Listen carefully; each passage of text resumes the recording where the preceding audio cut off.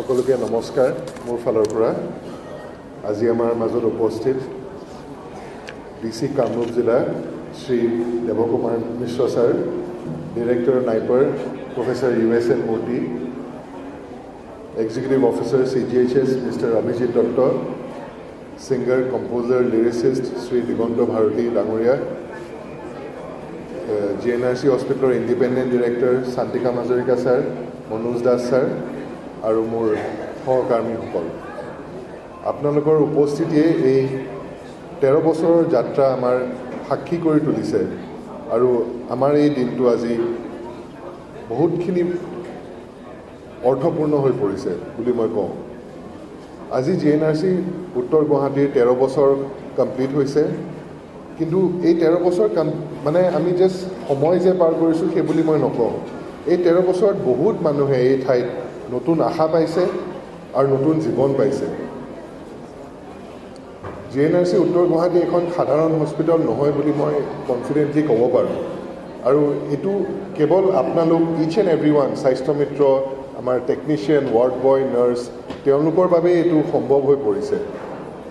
এই হস্পিটেলখন এনেকুৱা এখন হস্পিটেল য'ত বহুত মানুহে বহুত দূৰ ঘূৰা ঘূৰি কৰি পেলাই আহি ভাবে কি যে এইখন হস্পিটেলত মানুহে মোক বুজি পায়, ইয়াত মানুহে মোক বেলেগ ধৰণে চায়, আৰু সেই সেৱাই আমি আগবঢ়াবলৈ গৈ আজি আমি DC ডাঙৰীয়া ছাৰৰ আগত আমি দেখাইছোঁ, আমি আমাৰ কেঞ্চাৰ কেয়াৰ চেণ্টাৰ প্লাছ আমি কাৰ্ডিয়েক চাৰ্জাৰী বিভাগটো আমি আগবঢ়াব ওলাইছোঁ ৰাইজৰ আগত, আৰু এস্পেচিয়েলি পিডিয়াট্ৰিক কাৰ্ডিয়েক চাৰ্জাৰী।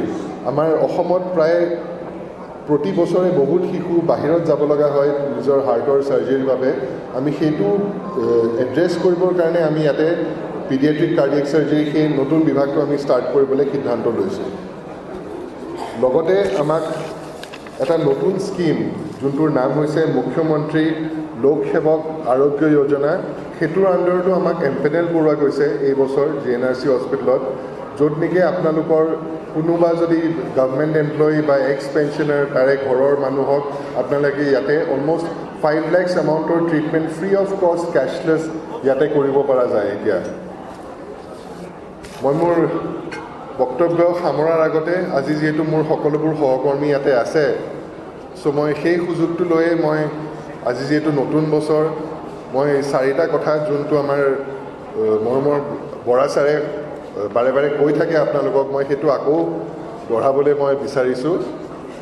আৰু সেই 4টা বস্তু এনেকুৱা নহয় কি যে আপোনালোকৰ মনত নাই বা আপোনালোকে নাজানে বা নকৰে, বাট এই 4টা গ'ল লৈ পেলাই যদি আমি আগুৱাই যাওঁ, আমি এই নতুন বছৰটোত আমি ভাবোঁ কি যে আমি আমাৰ পেচেণ্টখিনিক আৰু বহুত বেটাৰ ছাৰ্ভিচ দিব পাৰিম। সেই 4টাৰ প্ৰথমটোৱেই হৈছে এম্পেথি, যোনটো আমাক ছাৰে বাৰে বাৰে কৈ থাকে। এম্পেথিটোৱে হৈছে অনুভৱ।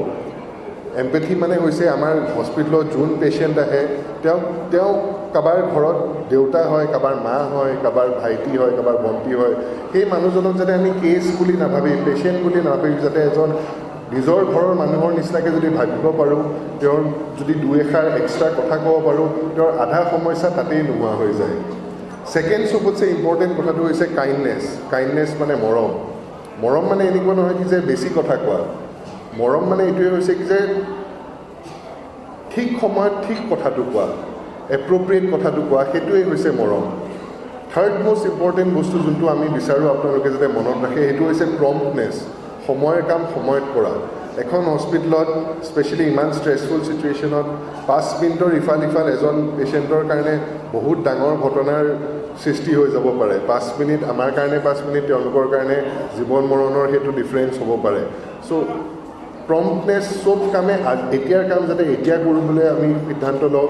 আজিৰ কাম আজি, কালিৰ কাম কালি, আৰু যোনটো কাম এতিয়া ইমিডিয়েটলি হ'ব পাৰে সেইটো যাতে আমি ইমিডিয়েটলি কৰিব পাৰোঁ, সেইটো যাতে আমি কৰোঁ। আৰু লাষ্টত চবতছে আনইম্পৰ্টেণ্ট বুলি নকওঁ, বাট বহুত দৰকাৰী, সেইটো হৈছে এপ্ৰপ্ৰিয়েটনেছ। মানে ঠিক সময়ত ঠিক কথাটো কোৱা। কেতিয়া চুপ থাকিব লাগে, কেতিয়া কথাটো ক'ব লাগে, এক্সপ্ৰেছ কৰিব লাগে, কেতিয়া কথাটো এস্কেলেট কৰি নিজৰ ছিনিয়ৰক জনাব লাগে, সেই বস্তুবোৰ জানাটো উচিত।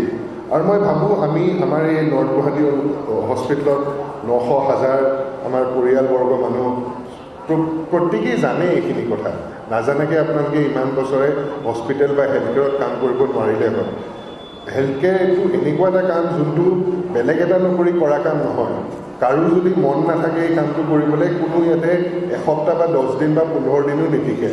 এইটো অন্তৰৰ এটা কলিং, আৰু আপোনালোকে ইমান দিনে, ইমান মাহে, ইমান বছৰে ধীৰে ধীৰে যিহেতু এইখিনি কাম কৰিব পাৰিছে, মানে এইটো আপোনাৰ ভিতৰৰ পৰাই এইটো আপোনালোকৰ আৱাজ কি যে মই মানৱ সেৱাৰ কাৰণে কাম কৰিম।